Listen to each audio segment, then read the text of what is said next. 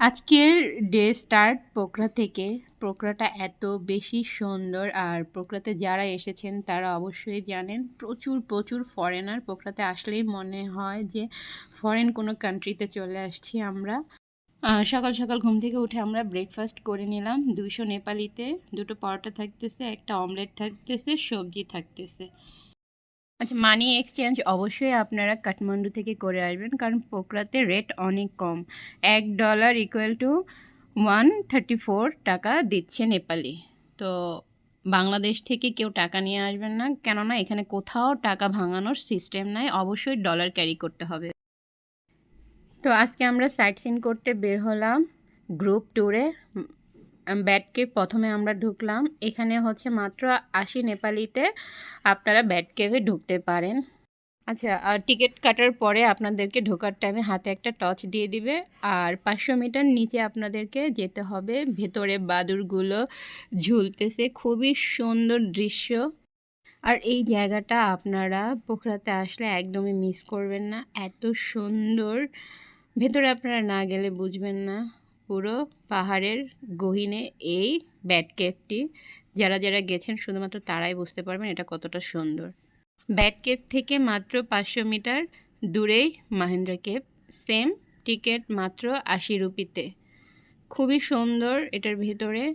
তো যারা যারা গেছেন বা যারা যারা আসছেন পোখরাতে তারা অবশ্যই ঘুরে আসবেন, খুবই সুন্দর। পাহাড়ের গহীনে গিয়ে আমরা দেখলাম এখানে একটি শিবের মূর্তি আছে। এটার জন্য ছোট থেকে শুরু করে বয়স্করা সবাই যাচ্ছে। একদম লাস্ট অবধি একজন সাধু বসে আছেন, ওইখানে গিয়ে সবাই তার পুজো করতেছে। এরপর চলে আসলাম আমরা ঝুলন্ত ব্রিজে। এই ঝুলন্ত ব্রিজটি এত মনোরম সুন্দর প্রাকৃতিক পরিবেশ। নিচে রয়েছে আপনার বিশাল লেক, ঝর্ণা, আর উপরে পাহাড় আর পাহাড়। ঝুলন্ত ব্রিজের ওই পাশটা খুব সুন্দর ছোট্ট একটি গ্রাম আছে। আর হচ্ছে নেপালে প্রচুর প্রচুর মন্দির রয়েছে। এই মন্দিরগুলো হচ্ছে সব বৌদ্ধ মন্দির, বৌদ্ধদের স্তূপ। অনেক অনেক বছর আগ থেকে এই বৌদ্ধ স্তূপগুলা করা। তো আপনারা যারাই হচ্ছে পোখরাতে আসবেন এই সাইট সিনগুলো করবেন। সাইট সিনগুলোতে ঝুলন্ত ব্রিজটা ওরা বাদ দিয়ে দেয়। আপনারা চাইলে পায়ে হেঁটেই 5 মিনিটের মধ্যে ঝুলন্ত ব্রিজটা ঘুরে দেখতে পারেন। আর প্রচুর প্রচুর সুন্দর। আমি ক্যামেরাতে যতটুকু সৌন্দর্য উপভোগ না করতে পারছি তার থেকে অনেক বেশি সুন্দর নিজ চোখে দেখে উপভোগ করা যাবে। অনেক খোঁজাখুঁজির পরে মাত্র 250 নেপালিতে এই থালিটা আমরা পেয়ে গেলাম।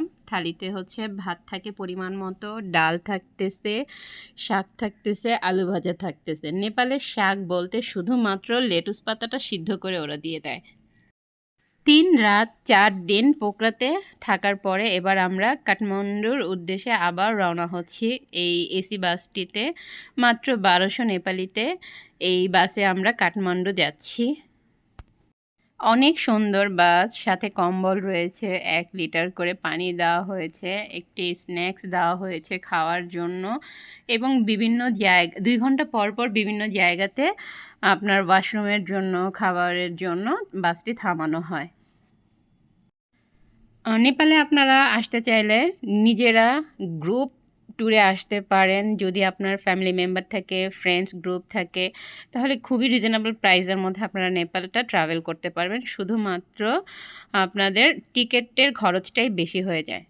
তো আমার এই ভিডিওটি ভালো লাগলে একটি শেয়ার করে দেবেন। ধন্যবাদ।